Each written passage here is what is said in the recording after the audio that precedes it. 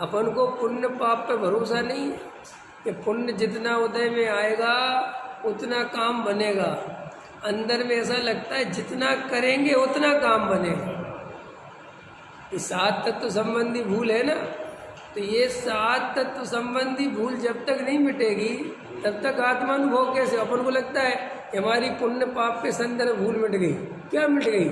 ऐसा पुण्य से भी आश्रव होता है और पाप से भी आश्रव होता है। अरे भाई, ये दूसरे नंबर की भूल है।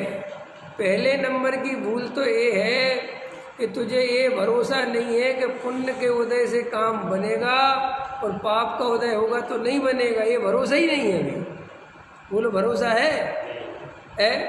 ऐसा कहाँ लगता है कि हमारा पुण्य का उदय होगा तो बात बनेगी, नहीं होगा तो नहीं बनेगी? कहाँ लगता? अंदर ऐसा लगता है कि हम करेंगे तो बात बनेगी और हम नहीं करेंगे तो बात नहीं बनेगी। तो इससे क्या होता? अनंत आकुलता चलती है। क्या चलती है? क्योंकि कर्तृत्व से आकुलता चलती ही चलती है। एक गांव में गांव में पानी नहीं गिरता था, बहुत दिन से सूखा पड़ा था। तो पुजारी ने सभी लोगों से कहा कि आज अपन गांव के बाहर पीपल के पेड़ के नीचे सभी इकट्ठे होंगे और वहाँ पर भगवान से एक साथ मिलके प्रार्थना करेंगे। काहे के लिए प्रार्थना करेंगे? पानी के लिए। ठीक है कि नहीं? और सब चलने लगे। तो जो उसी पुजारी का बच्चा था उसने छत्ता ले लिया। क्या ले लिया? छाता ले लिया। तो वो पुजारी बोला, अरे पागल हो गया भाई, छाता क्यों ले लिया? कह रहे जब अपन प्रार्थना करेंगे तो पानी गिरेगा ही ना, इसमें क्या सोचना। तो कहते हैं कि उस पुजारी ने उसे डांट दिया और छाता उसका रखवा दिया। तो कहते हैं कि उस बच्चे की प्रार्थना में दम थी अगर वो जाता तो, क्योंकि वो इतने निश्चल भाव से कि प्रार्थना होगी तो मिलेगा ही, कोई शंका नहीं है। पानी तो छाता ही ले लिया, लेकिन बाकी ना तो पुजारी को विश्वास है ना गांव वालों को विश्वास। अपन सही बात बताओ, अपन को ये भरोसा है क्या कि पैसा अपने आप आ जाएगा? अपने को ये भरोसा है क्या मकान अपने आप बन जाएगा? अपने को ये भरोसा है क्या जो होना है वो निश्चित है? अपने को ये भरोसा है क्या जैसा शरीर का रहना होगा है? अंदर देखो 1% नहीं है। सब ऐसा लगता है शरीर का ध्यान रखेंगे तो ही शरीर का ध्यान रखा जाएगा, पैसा कमाएंगे तो ही कमाया जाएगा, मकान बनाएंगे तो ही, वैसे थोड़ी हो जाएगा। और इसी का नाम तो मिथ्यात्व है। किसका नाम? अब ये मान्यता अंदर चलती रहती है और बाहर से आत्मा की बात सुनता रहता है, इसलिए सम्यक दर्शन होता ही नहीं किसी को। सच्ची बात बता रहा हूँ। क्यों? क्योंकि अंदर तो ये चलता है ना कि कमाने से होगा, तुम्हारी प्लानिंग से काम होगा, तुम्हारे करने से काम होगा। काय का पुण्य काय का पाप, ये तो पुण्य और पाप की चर्चा जब काम बिगड़ जाता है तब पुण्य पाप को याद करके मन को शांति देने के लिए, सांत्वना देने के लिए हम इसका उपयोग करते रहते हैं। काय का? कह रहे किस्मत ही खराब है। अरे भाई, अपन तो रोज सुनते ही हैं पुण्य के उदय के बिना नहीं बनता, लेकिन अंदर भरोसा नहीं है कि क्यों? क्योंकि ये भरोसा जिस जीव को आ जाए उसकी आप आनंद की कल्पना नहीं कर सकते, कर ही नहीं सकते। देखो, अपन भूधर दास जी, सदा सुखदास जी के बारे में सब कहानियाँ सुनते हैं ना, हैं?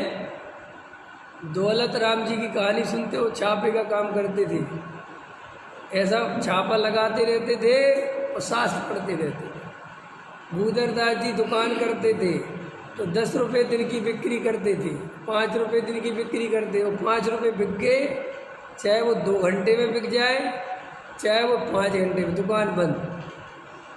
समझ गए ना? और 10 रुपये की जगह 5 की जगह 10 की बिक गई तो 2 दिन बंद। अब क्या करेंगे? 2 दिन शांति से स्वाध्याय करें। सदा सुखदास जी 40 साल तक नौकरी करते रहे, 1 रुपया बढ़वाया नहीं राजा से। राजा को पता चला कि भैया सबके पद बढ़ गए, सबके पैसा बढ़ गए और अपने कोई ऐसे सदा सुखदास जी करके व्यक्ति है जिसने 1 रुपया बढ़वाया नहीं, कभी कोई एप्लीकेशन नहीं दी, कुछ करा ही नहीं, और ईमानदारी से इतना काम करता है।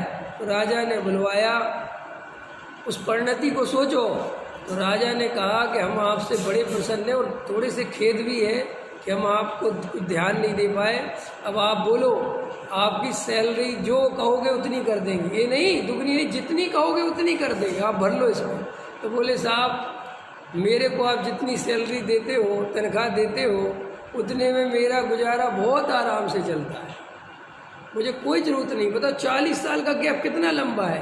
एक बात बताओ, 40 साल पहले जो तुम्हारी कमाई हो, 40 साल बाद तक उसी में गुजारा चले, कितनी कैसा रहा होगा है, और बाल बच्चेदार थे सब बात। तो राजा ने कहा कि क्या कहते हो? कहते हमेशा कुछ नहीं, सिर्फ मेरा टाइम जो 8 घंटा लेते हो वो 4 घंटे कर दो, क्योंकि अब मेरा ज़्यादा समय नहीं है, ताकि मैं 4 घंटे और स्वाध्याय बढ़ा सकूं। सोचो। तो राजा को ऐसा लगा कि ऐसे ऐसे लोग भी अपने राज में हैं, ठीक है नहीं। तो राजा ने कहा तुम्हारी सैलरी भी कई गुना और टाइम भी 4 घंटा, और अब तो 4 घंटा जब मन करे आओ, नहीं आओ नहीं बोलो। अब उनने भरोसा रखा उदय पे, छोड़ो मुझे नहीं चाहिए। तो देखो पुण्य का उदय उसी समय कैसा परिणमित हुआ। और अपन जैसे होते तो क्या कहते कि आज तो भाग भूल गए, नहीं समझे होता ना, तो अपन क्या हो सकता था, कह देते कि राजा साहब 5 रुपये मिलते, संकोच करके ही कहते कि 10 रुपये कर दो, यही तो कहते। लेकिन राजा ने 10 रुपये नहीं करी, 20 रुपये कर दी। मांगने से तो पुण्य कमज़ोर होता है। मांगने से क्या होता है, तुम जितना संसार में सुख मांगते हो उतना तुम्हारा पुण्यहीन होता है। ये तीर्थंकर, चक्रवर्ती, ये जितने भी पद मिलते हैं ये किनको मिलते हैं? सम्यक दृष्टि को। और सम्यक दृष्टि का कौन सा अंग होता है? निकांचित। निकांचित माने जो कुछ नहीं चाहता उसको चक्रवर्ती पद मिलता है, और जो चाहते हैं ना मिले मिले वे तो नरक जाते हैं। चक्रवर्ती भी चक्रवर्ती पद में मर जाए तो कहाँ जाता है? बोलो, ये चक्रवर्ती है ना, चक्रवर्ती। अगर चक्रवर्ती चक्रवर्ती पद में मर जाए तो कहाँ जाता है? 7वें नरक में जाता है। क्यों जाता है 7वें नरक में? क्योंकि इतनी सारी परिग्रह की वासना चलती है अंदर, उसका फल 7वां नरक है। तो इसलिए गहराई से विचार करो तो अंदर ये बात समझ में आएगी कि अरे भाई ये मायाचारी करने से क्या फ़ायदा है, झूठ बोलने से क्या फ़ायदा है। सच बता रहा हूँ, धर्म के इतने सारे अंग हैं, एक अंग पे भी भरोसा कर ले जीव तो सुखी। भी अलग अलग नहीं है, वे सब एक दूसरे से जुड़े हुए हैं। अगर पुण्य पाप पे सच्चा भरोसा हो जाए तो आत्मा मिल जाएगा कि नहीं मिलेगा? बोलो।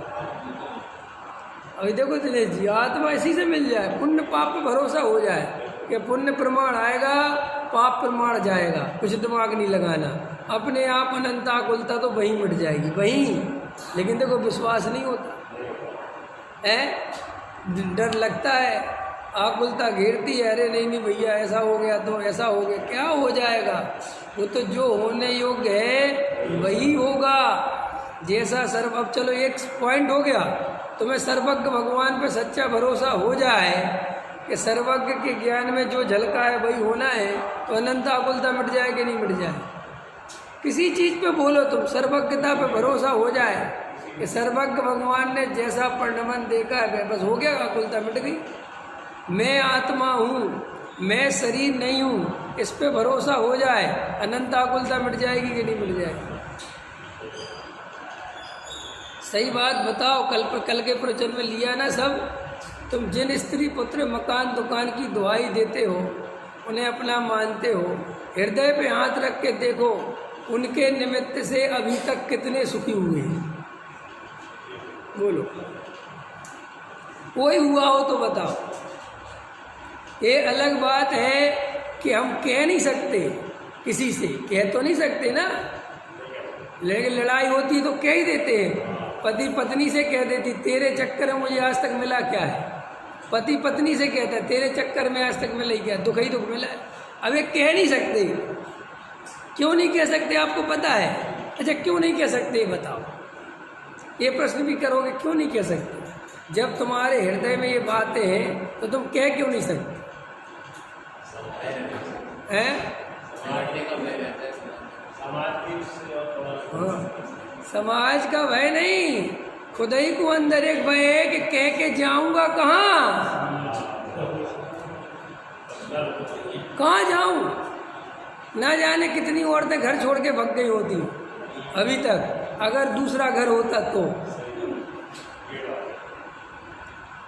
ये हमने जो सामाजिक ढांचा बनाया है ना, वो ऐसा बनाया है कि बेटा दुख भोगो, कहीं नहीं भाग सकते, समझ? तो उससे क्या होता, अब अमेरिका वगैरह में फट से तलाक दे देते वो 2 साल में। क्यों दे देते? क्योंकि वे आधीन नहीं है एक दूसरे की, दोनों सर्विस करते हैं, उसको 2 लाख रुपए मिलते, उसको 2 लाख रुपए मिलते। वो कहते तू तलाक दे देगा, क्या फ़र्क पड़ता है, मुझे कौन सा तेरे भरोसे रोटी मिलती। और वो कहता तू तलाक दे देगा, तू कौन सी रोटी बना के दे रही? क्यों कि वहाँ ना वो रोटी बना के देती है और ना वो कमा के देता है। पता है आपको, अमेरिका में बड़े बड़े जो विकसित देशों में रोटी वोटी कोई नहीं बनाता, वहाँ कोई काम नहीं, सब क्या होता है, सब रेडीमेड, सब रेडीमेड। पति अपने बर्तन मांजेगा, पत्नी अपने बर्तन मांजेगी। तो वहाँ पे जल्दी तलाक होता है। क्यों? सब कहते भारतीय संस्कृति बहुत अच्छी है, संस्कार वंस्कार कुछ नहीं है, अपन को रास्ता नहीं दिखता। क्या नहीं दिखता? रास्ता दिख जाए तो अब देखो भारत में तलाक ज़्यादा बढ़ रहे हैं ना दिन पे दिन। क्यों बढ़ रहे हैं? अब रास्ता दिख रहा है। पहले तो बेचारी औरत इतनी तकलीफ भोगती थी, मर्द इतना अत्याचार करते थे। अब शहर वालों ने नहीं देखा होगा, हमने गांव में बहुत रहे और अभी भी देखते जाते, इतना अत्याचार बहुत। लेकिन बेचारी जाए कहाँ? मायके जाए तो सगा भाई, सगे माँ बाप उसको ऐसे देखते हैं जैसे भैया दूसरा व्यक्ति आ गया हो। उसी घर में जन्मी, उसी सब में रही, कौन संसार है? अभी अपन की हालत देखो, अगर अपन कमाए नहीं तो अपने सगे माँ बाप को बोझा लगते हैं। 22 साल 23 24 साल का लड़का हो जाए और वो कुछ करे नहीं तो माँ बाप को बोझा, भले ये भाषा बोलते नहीं माँ बाप को कभी औलाद बोझा नहीं। कौन कहता है नहीं लगती? हम सिलाओ, हम बताते लगती कि नहीं लगती है? ये तो सब व्यवहार के कथन है, और वे भी इसलिए बनाए गए हैं ताकि तुम अज्ञानता में जीते रहो, भ्रम में जीते रहो। ये अंदर से हम किससे प्रेम करते बताओ? तुम सच्चा प्रेम किससे करते बताओ? किसी से नहीं करते, कर ही नहीं सकते। जब तक आत्मा नहीं मिलेगा खुद का, तब तक तुम किसी से सच्चा प्रेम नहीं कर सकते। अब ये तर्क कैसे हुआ? तर्क है, तुम प्रेम पर पदार्थों से तब तक करते हो जब तक वे तुम्हारे सुख में निमित्त हैं। अगर वही चीज दुख में निमित्त बने तो तुम्हारा सगा बेटा होगा, वो तुम्हें दुख रूप दिखाई देगा और उसको हटाने की कोशिश करो। क्या सोचते हो जगत का स्वरूप? क्या कुछ नहीं रखा जगत में। जब माँ को बेटा कष्ट देता है उसके तो कहते 9 महीना तेरे लिए कष्ट भोगा है उस, और फिर तेरे को कैसे पाला है। तो बेकष्ट भी माँ गिना देती है ना, जब बेटा उसके अनुसार नहीं चलता, उसका भी एहसान बताती है ना। क्या है जगत का स्वरूप? और अपन मोह में फंसे कि नहीं साहब, ऐसा है ही नहीं।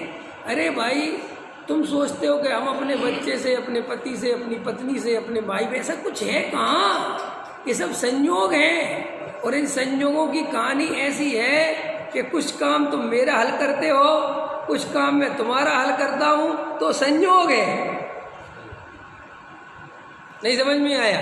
देखो ये भाई भाई जब बड़े हो जाते हैं, शादी अलग अलग क्यों हो जाते? सारे भाई अलग अलग क्यों हो जाते? सोचा कभी आप? जब ये बचपन से साथ रहे, इतना लंबा काल तक साथ रहे, तो बाद में तो और ज़्यादा जुड़ के रहना चाहिए ना, अलग क्यों हो जाते हैं? शादी हो गई तो शादी हो गई का मतलब क्या है? उसका सिर्फ इतना सा मतलब होता है कि भाई अब मुझे तेरे निमित्त से कोई सुख दिखाई अब मुझे अपनी पत्नी और अपने बच्चे भविष्य में दिखाई देते, तू अपनी ज़िंदगी देख, मैं अपनी ज़िंदगी। और देखो अपन कहते हैं सगे भाई सगे भाई, सगे भाई भी बिल्कुल पड़ोसी जैसे हो जाते कि नहीं हो जाती इसी संसार में। इसी संसार की बात है। देखो अभी देखो तुम्हारे भाई का फ़ोन आया जैन साहब, ठीक है, कि हाँ भाई यार मैं थोड़ा तकलीफ में हूँ। अच्छा अच्छा ठीक है भाई, आता हूँ देखता हूँ। तुम्हें उतनी तकलीफ नहीं होगी जैसी होनी चाहिए, क्योंकि अब बिल्कुल उतना बचा ही नहीं कुछ।